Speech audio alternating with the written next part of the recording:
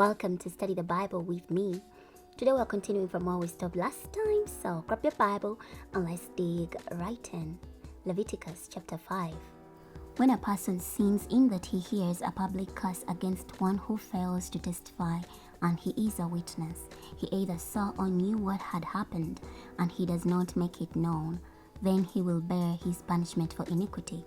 Or when there is a person who touches anything ceremonially unclean, whether the carcasses of an unclean wild animal, or the carcass of an unclean domesticated animal, or the carcass of an unclean creeping thing, even if he did not realize it, but he himself has become unclean and is guilty.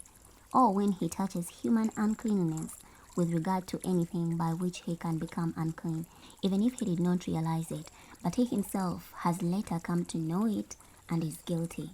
Or when a person swears an oath, speaking thoughtlessly with his lips, whether to do evil or to do good, with regard to anything which the individual may speak thoughtlessly in an oath, even if he did not realize it, but he himself has later come to know it and is guilty with regard to one of these oaths.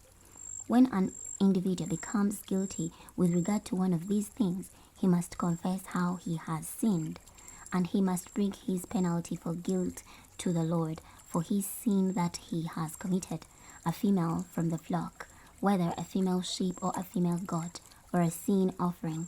So the priest will make atonement on his behalf for his sin.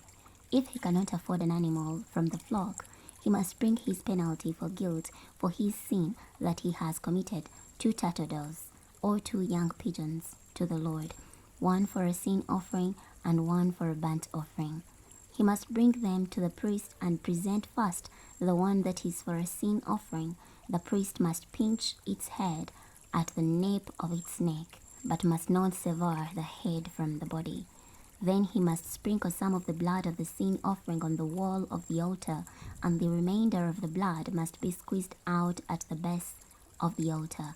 It is a sin offering. The second part, he must make a burnt offering according to the standard regulation. So the priest will make atonement on behalf of this person for his sin which he has committed, and he will be forgiven. If he cannot afford 2 turtle doves or 2 young pigeons, he must bring as his offering for his sin which he has committed 1/10 of an ephah of choice wheat flour for a sin offering. He must not place olive oil on it, and he must not put frankincense on it, because it is a sin offering. He must bring it to the priest, and the priest must scoop out from it a handful as its memorial portion, and offer it up in smoke on the altar on top of the other gifts of the Lord. It is a sin offering. So the priest will make atonement on his behalf for his sin which he has committed by doing one of these things, and he will be forgiven. The remainder of the offering will belong to the priest like the grain offering. Then the Lord spoke to Moses.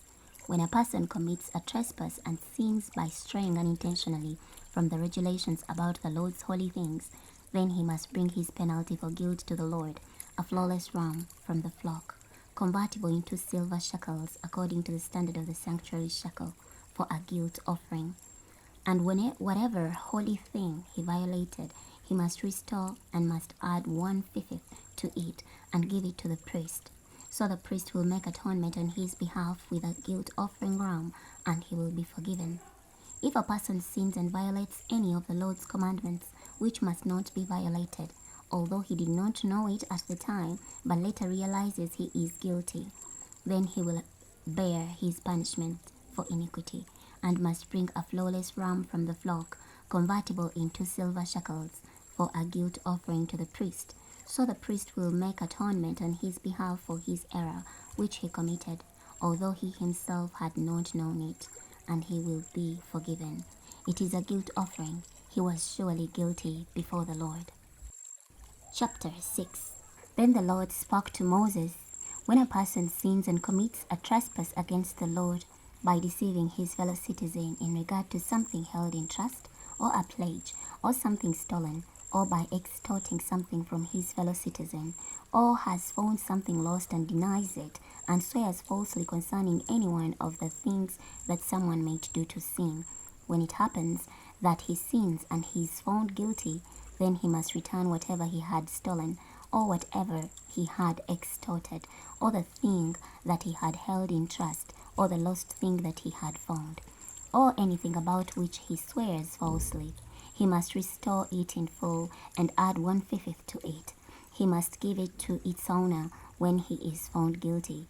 Then he must bring his guilt offering to the Lord, a flawless ram from the flock, convertible into silver shekels, for a guilt offering to the Lord. So the priest will make atonement on his behalf before the Lord, and he will be forgiven for whatever he has done to become guilty. Then the Lord spoke to Moses. Command Aaron and his sons. This is the law of the burnt offering. The burnt offering is to remain on the hearth, on the altar, all night until morning, and the fire of the altar must be kept burning on it.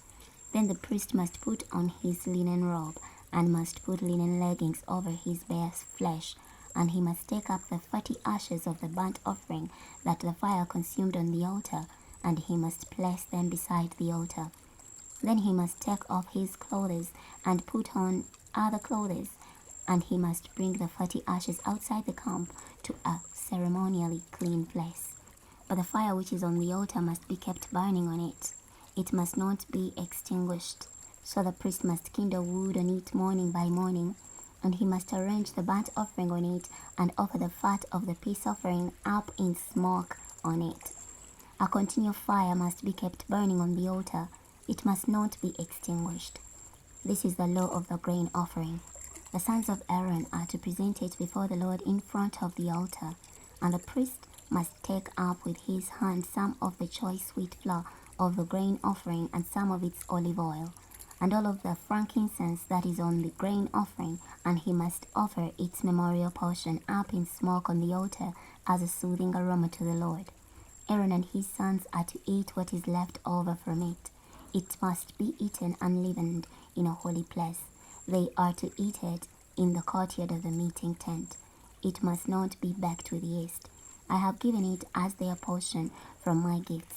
It is most holy, like the sin offering and the guilt offering.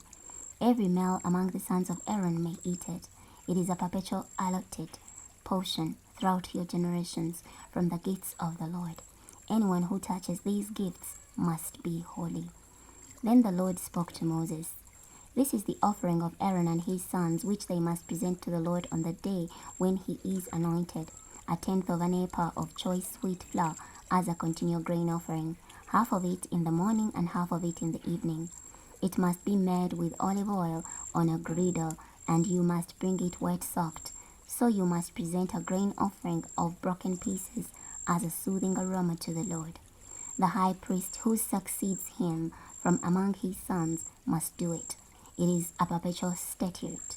It must be offered up in smoke as a whole offering to the Lord. Every grain offering of a priest must be a whole offering. It must not be eaten. Then the Lord spoke to Moses. Tell Aaron and his sons, this is the law of the sin offering. In the place where the burnt offering is slaughtered, the sin offering must be slaughtered before the Lord. It is most holy. The priest who offers it for sin is to eat it. It must be eaten in a holy place, in the court of the meeting tent. Anyone who touches its meat must be holy, and whoever spatters some of its blood on a garment, you must wash whatever he spatters it on in a holy place. Any clay vessel it is boiled in must be broken, and if it was boiled in a bronze vessel, then that vessel must be rubbed out and rinsed in water. Any male among the priests may eat it. It is most holy. But any sin offering from which some of its blood is brought into the meeting tent to make atonement in the sanctuary must not be eaten. It must be burned up in the fire. We're going to be stopping here today. Next time we're going to be starting from Leviticus chapter 7. I'll see you then.